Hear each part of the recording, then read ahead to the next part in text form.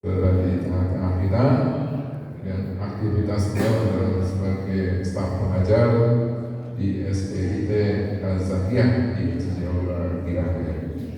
Pada kesempatan kali ini beliau akan menyampaikan materi tentang menjaga diri dari akar dosa. Quran surat Al-Baqarah ayat 34. Mari kita simak bersama. Semoga apa yang kita sampaikan akan menambah ilmu bagi kita dan meningkatkan keimanan dan kualitas ibadah kita setiap hari. Di akhir acara barangkali ada pertanyaan dari para jamaah, insya Allah akan dijelaskan oleh Pak Ustaz. Kemudian sebagai acara penutup seperti biasa, jamaah jangan pulang dulu, kita ngopi bersama di teras masjid. Saya kira dari kami sekian. Terima kasih. Kita akhiri. Wassalamualaikum warahmatullahi wabarakatuh. Waalaikumsalam warahmatullahi wabarakatuh.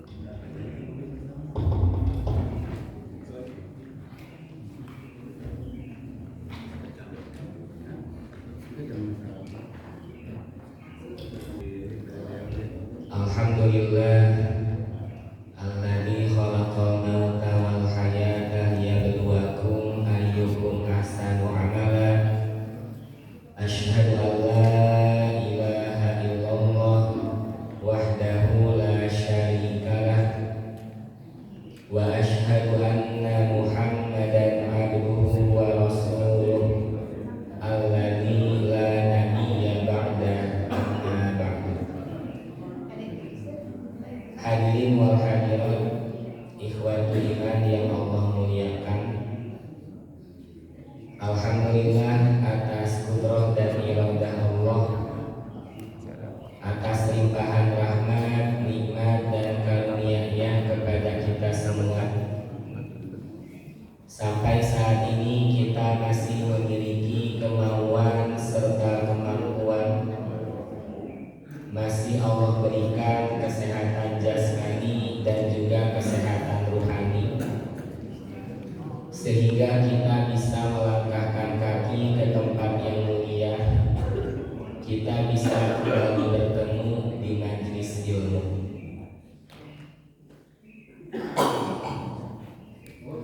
Waktu yang cepat berlalu tidak terasa. Sekarang kita sudah berada di ahad terakhir bulan Safar yang bertepatan dengan hari pertama di bulan September. Maka mudah-mudahan hari-hari yang sudah terlewatkan dan telah kita isi dengan berbagai amal kebaikan tercatat oleh tinta emas malaikat menjadi amalan mutaqabbalah.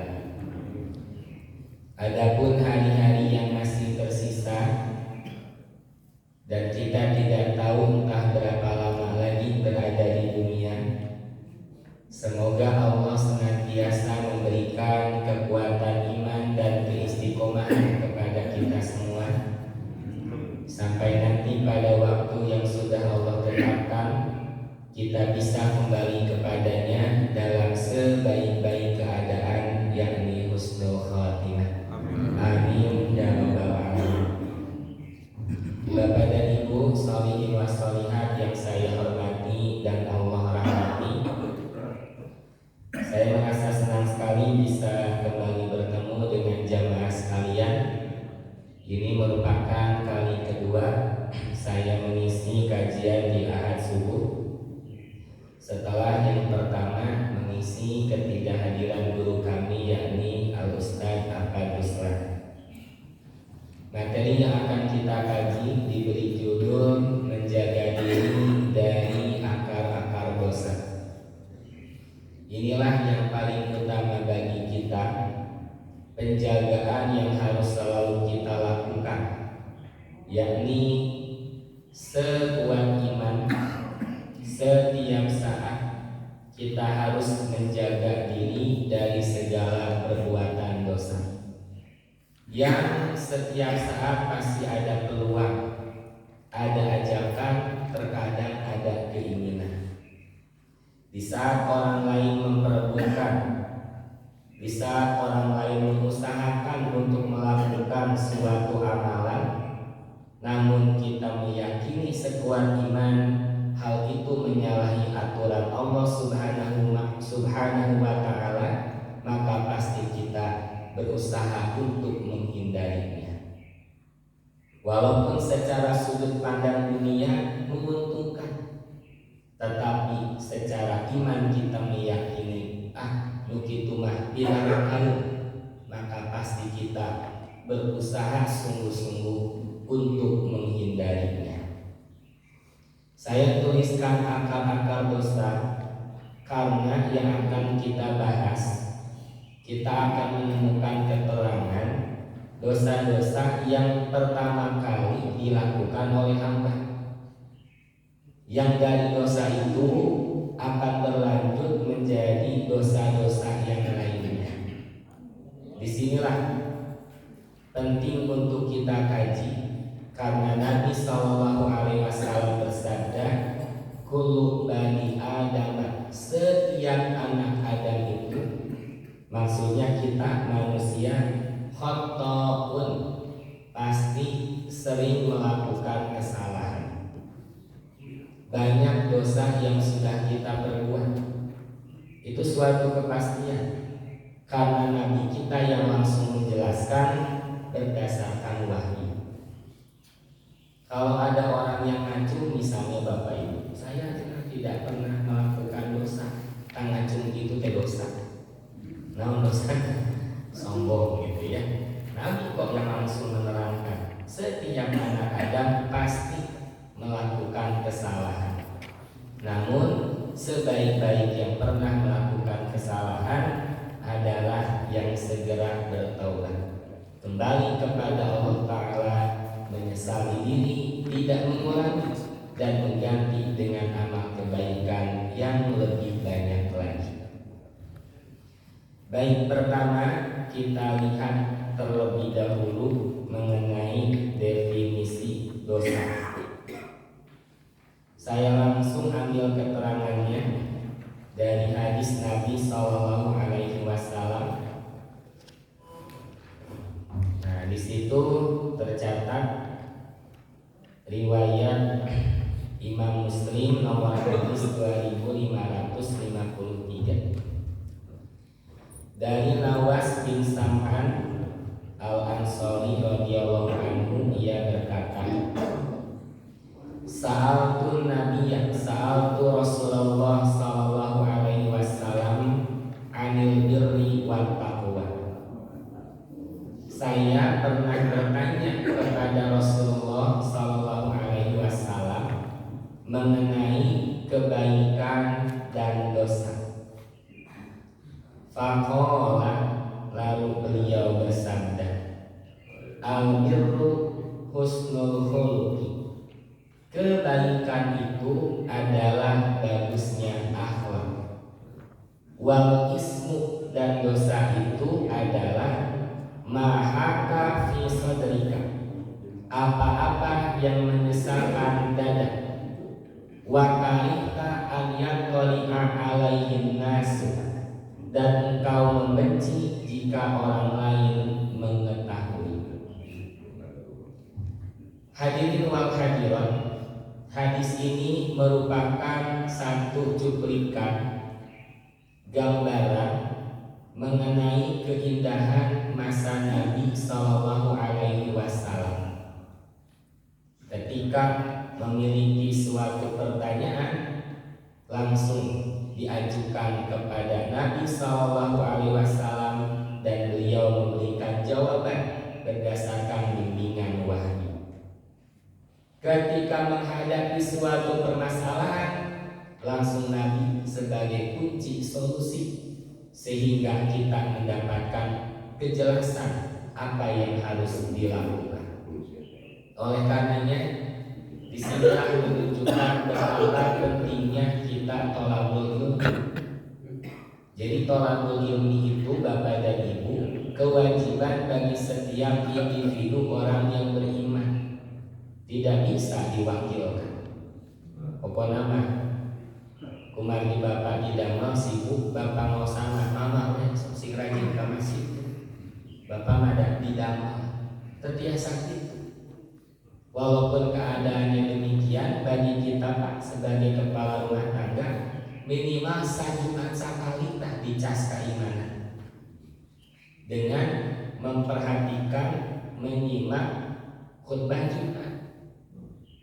Makanya sholat zuhur tekan seberapa rakaat sholat zuhur 4 kan, sholat Jumat seberapa tuh ibu mah pinter pada Jumatan Pak. Kenapa jadi 2 rakaat sholat Jumat kan di waktu zuhur? Karena 2 rakaatnya dipakai khutbah. Nanti pembatalnya sama. Siapa yang ngobrol kan gitu kan? Itu udah saya mah ngobrol, saya mah memarahi yang ngobrolnya sama. Saya mah tidak ngobrol, dia membalas pesan sama. Faqad lago kata Nabi, maka sia-sia dah Jumatannya. Seperti halnya kita sedang sholat ngobrol batal atau pas sholat batal gitu Jumatan. Nah jadi gitu. Sekali lagi bagi kita sesibuk apapun minimal sajumat sekali dicas keimanan ya dengan menyimak khutbah Jumat. Pun terima atas masa Jumat sekali gitu. Yang telat di Jumat kayak di awal di berat. Nah gitu kayak faqad lagu maka sungguh sia-sia Jumatannya. Nah jadi di sini kita tolabul ilmi mendapatkan sesuatu yang berharga, gambaran sederhana tentang keadaan sahabat bersama Nabi Sallallahu Alaihi Wasallam. Di sini ada salah seorang sahabat yang bernama Nawas bin Sam'an pernah bertanya gitu Pak kepada Nabi Sallallahu Alaihi Wasallam tentang kebaikan dan dosa. Al-birru itu asal katanya dari barun, artinya daratan luas sejauh mata memandang. Huruf ba-nya diubah harokatnya jadi kasroh, bermakna kebaikan yang luas. Segala bentuk kebaikan, baik ucapan ataupun perbuatan, baik lahir ataupun batin, tercakup dalam makna al-birru. Oleh karenanya peran kita sebagai anak ketika berbuat baik kepada orang tua disebutnya apa Pak? Birrul walidain. Gitu. Kan baik itu dalam bahasa Al-Quran banyak. Ada toyibun baik ya. Makanlah yang halal dan toyib baik. Khairun baik, hasanun baik. Nah, kenapa pakai birrun? Karena birrun menerangkan makna kebaikan yang meluas. Berbuat baiknya anak kepada orang tua tidak sebatas ketika orang tuanya masih ada. Orang tua sudah meninggal dunia pun kita sebagai anak harus tetap bisa melakukan birrul walidain. Bapak ibu bisa jadi sudah menjadi kakek atau nenek, lihat ke bawah, tapi lihat ke atas mah tetap ya bapak ibu pun sebagai anak. Makanya ada murid kami Pak di masjid ya, sebelahnya seorang kakek mendengar berdoa Allahumma gfirli wali walidayya dan seterusnya. Jangan baca itu. Nah cenah kakek ngedoanya sama kayak aku cenah. Kami mah doa buat anak, yuk cenah bagi kakek di anak gitu. Kakek juga anak, orang tua kakek tetap berdoanya sama kayak kamu gitu. Lalu kan ada doa untuk anak-anak saja gitu kalau termata. Oh saya sana. Oh ternyata kakek juga anak gitu kan. Itu birrul walidain. Nah di sini Nabi menerangkan al-birru husnul khuluqi. Kebaikan itu bagusnya akhlak. Ketika sesuatu sudah menjadi akhlak, artinya melakukan atas dasar kesadaran diri, tidak jadi paksaan, tidak ada dorongan dari siapapun. Sudah melekat. Tidak usah lagi dipaksa, tidak usah lagi diingatkan. Ada orang Pak Punten kita buat contoh. baca Qurannya masih kadang-kadang, seingatnya. Kualitas bacaan pun lancar kalau sendirian, tapi kalau ada yang membimbing mah ahlinya tuh beningannya Al-Fatihah wae salah tujuh misalnya. Itu belum jadi akhlak membaca Qurannya. Kenapa Pak? Masih kadang-kadang ya, masih ada kesalahan dan tidak berusaha untuk memperbaiki dengan belajar. Beda lagi dengan contoh orang lain membaca Al-Qurannya punya agenda rutin. Tiap beres sholat ya Pak, gaduhan cara. Ditambah lagi halaqah, itu ada yang membimbing, terus memperbagus kualitas bacaan. Nah, yang kedua, keadaan seseorang dengan Al-Quran yang sudah menjadi akhlak. Jadi akhlak sudah kebiasaan, terbiasa ya untuk melakukan suatu amalan, dalam hal ini contohnya membaca dan mempelajari Al-Quran, udah jadi akhlak. Ada orang bangun di sepertiga akhir malamnya masih kadang-kadang, bahkan bangun subuhnya juga kadang-kadang, itu belum jadi akhlak, belum. Tapi ketika kita udah biasa bangun di sepertiga akhir malam, si tubuh udah punya alarm biologis, bangun dengan sendirinya. Suatu ketika misalnya ibu kelelahan, bangun karena mendengar azan subuh berkumandang, ada sesuatu yang hilang, kasihan gitu Bu. Enak, udah jadi akhlak. Tapi nu biasa pun kan subuh nasiang bangun pas azan subuh, kasubuhan gitu. Udah biasa subuh nasiang. Nah, itu bedanya Bapak Ibu. Suatu amalan yang sudah menjadi akhlak ketika sudah terbiasa, sudah melekat pada diri kita. Bagaimana bisa menjadi akhlak? Bisa jadi dimulai dari paksaan, gitu. Pengaruh lingkungan yang baik jadi terbawa, dibiasakan hingga menjadi amalan yang dicintainya. Itu gambaran akhlak. Dan yang disebut akhlak bukan hanya mahmudah, akhlak yang baik, ada juga akhlak mazmumah, akhlak yang buruk. Namun umumnya kosakata akhlak tergambarnya yang baik-baik saja. Contoh, Bapak Ibu sedang duduk-duduk di depan rumah, ada seorang anak tidak salah, tidak berbisa, apalagi memberikan senyuman, dikomentari orang kali santai boga akhlak, itu gak punya akhlak tuh anak. Tapi akhlak akhlak tercela karena tidak dibiasakan ya mengucapkan permisi, punten, ya secara Islaminya menyampaikan salah. Tapi akhlak. Oh, maksud ungkapan anak siapa itu tidak punya akhlak? Oh, maksudnya tidak punya akhlak yang terpuji. Tetapi yang dilakukannya itu pun akhlak, hanya yang dimaksud akhlak tercela. Hadirin wal hadirat ikhwatu iman yang Allah muliakan, al-birru husnul khuluqi. Jadi kalau sudah kita memiliki suatu amalan yang melekat menjadi akhlak, tetapi sudah menjadi al-birru, kebaikan. Nanti di antara banyak ibadah, khusus untuk ibadah haji atau umroh, bahasanya apa? Bentuk penerimaannya Pak? Mabrur. Sama, ini pun dari kata al-birru.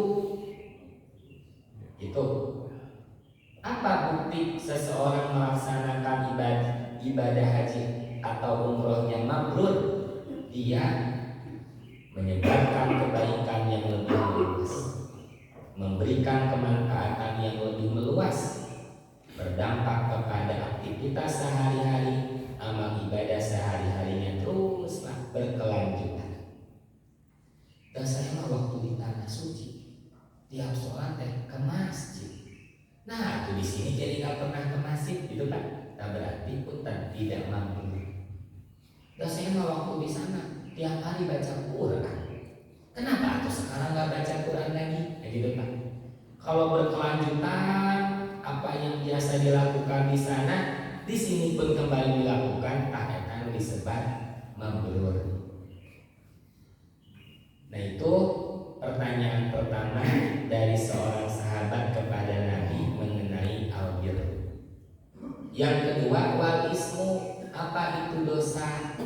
Nabi SAW memberikan jawaban, al ismu mahaka fi sodrika, yaitu apa-apa yang menyesakkan dada, membuat tidak nyaman, dibayang-bayangi rasa takut.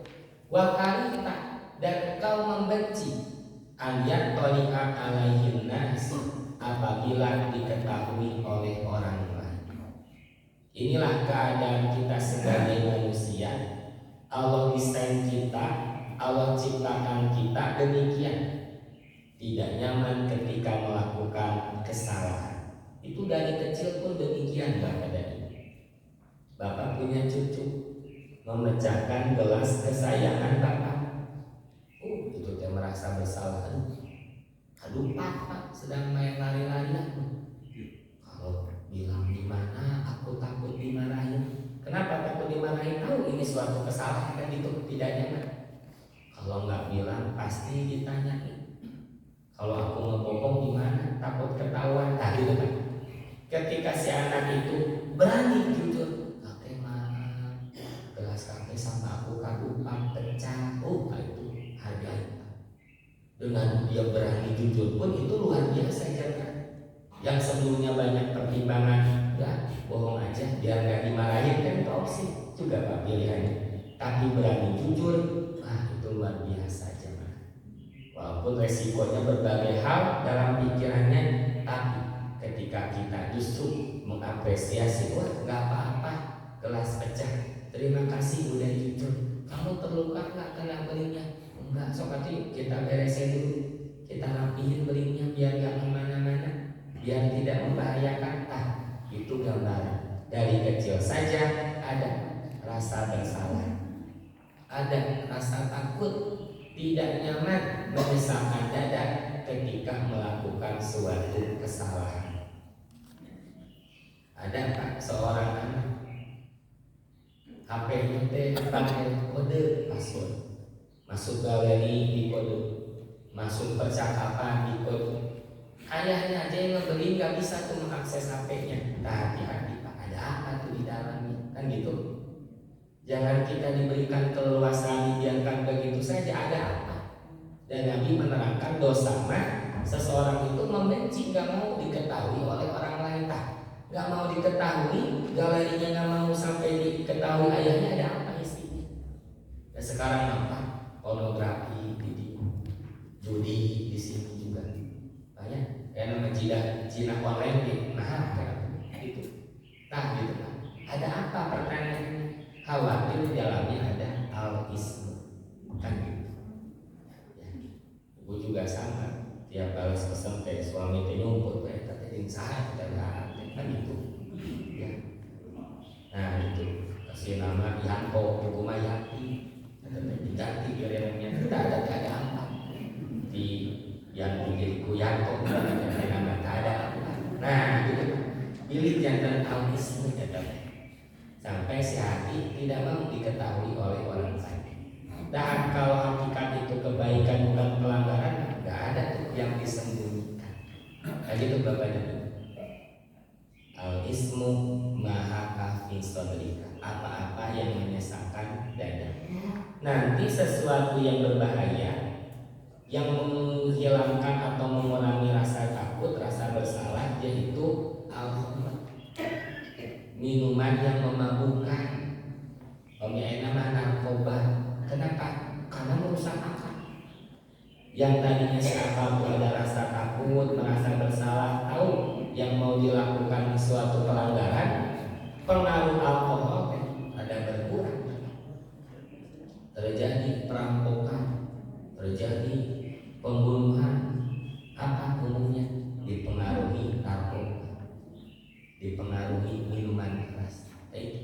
Makanya di antara para ulama menyebut khamar itu rasul dan pimpinannya suatu perbuatan dosa.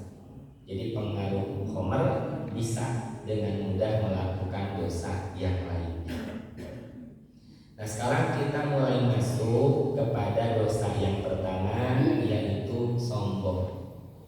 Pelakunya adalah iblis. Ini dosa yang pertama kali dilakukan oleh hamba. Di antara dalilnya kita lihat Quran surah kedua, surah Al-Baqarah ayat 34. Allah Subhanahu wa taala berfirman, A'udzu billahi minasy syaithanir rajim. Wa idz qulna lil malaikati isjudu li Adam fasajadu illa iblis. Dan ingatlah ketika kami berfirman kepada para malaikat, sujudlah kalian kepada Adam. Fasajadu, maka mereka sujud, illa iblis, kecuali iblis. Aba wastakbar, iblis enggan mentaati perintah Allah. Wastakbar, dan dia menyombongkan diri. Wa kana minal kafirin, dan ia termasuk golongan kafir. Ketika Allah menciptakan manusia yang pertama, yakni Nabi Adam alaihissalam, sudah lebih dulu ada makhluk Allah yang lainnya, yaitu malaikat dan jin. Allah menciptakan Adam dengan memiliki keunggulan, ada kelebihan dibandingkan makhluk Allah yang lebih dulu ada. Oleh karenanya Allah memerintahkan mereka untuk sujud. Sujud di sini bukan sujud penyembahan, tapi sujud bentuk penghormatan, bahwa betul kami mengakui Adam punya keunggulan dibandingkan kami. Keadaan malaikat mentaati apa yang Allah perintahkan, berbeda dengan jin. Ketika membangkang perintah Allah, bahasanya disebut iblis. Jadi jin, iblis, teks sama, itu juga. Apa alasannya tidak mau sujud kepada Adam? Dua, aba enggan mentaati perintah Allah, wastakbaro, dan sombong. Seperti apa bentuk sombongnya iblis? Kita lihat keterangan berikutnya di surah Al-A'raf ayat 12. Allah Ta'ala berfirman, Qala ma mana'aka alla tasjuda id amartuk. Apa yang menghalangimu sehingga kamu tidak bersujud kepada Adam ketika aku memerintahkan kamu? Tuh, Pak. Jadi Allah berfirman, apa yang menghalangimu untuk sujud? Kan aku yang memerintahkan. Nah, demikian hakikat ketaatan. Jangan lihat isi perintah. Yang paling utama lihat siapa yang memerintahkan. Ada di kantor tingkatan dalam jabatan. Nah, si Bapak Direktur meja kerjana kayak cai balik. Punten, kamu pasien tolong ambilkan ini ibarat nasi ke mana-mana. Yang disuruh itu bukan bagian bebersih, tapi kan tidak mungkin menjawab begini, Pak, yang benar aja saya suruh ngambil lap. Itu kan bukan bagian kerja saya, kan tak mungkin menjawab begitu. Kenapa? Bukan lihat isi perintahnya ngambil lap lalu melap itu meja, tapi lihat siapa yang memerintahkan. Kan gitu. Urusan sesama manusia aja demikian. Apalagi di sini yang memerintahkan Allah Al-A'la, yang maha tinggi, yang maha berkuasa. Nah, iblis mah tidak demikian. Tidak melihat siapa yang memerintahkan, tapi ketika isi perintahnya tidak sesuai dengan keinginan, maka tidak mentaatinya. id amartuka, ketika aku menyuruhmu, apa yang menghalangi kamu sehingga tidak mau sujud kepada Adam? Qala, iblis menjawab, ana khairum minhu, saya akan lebih baik daripada dia. Khalaqtani minna, karena engkau telah menciptakan saya dari api. Khalaqtahu min tin, sedangkan engkau menciptakan dia dari tanah. Inilah ungkapan bentuk kesombongan iblis.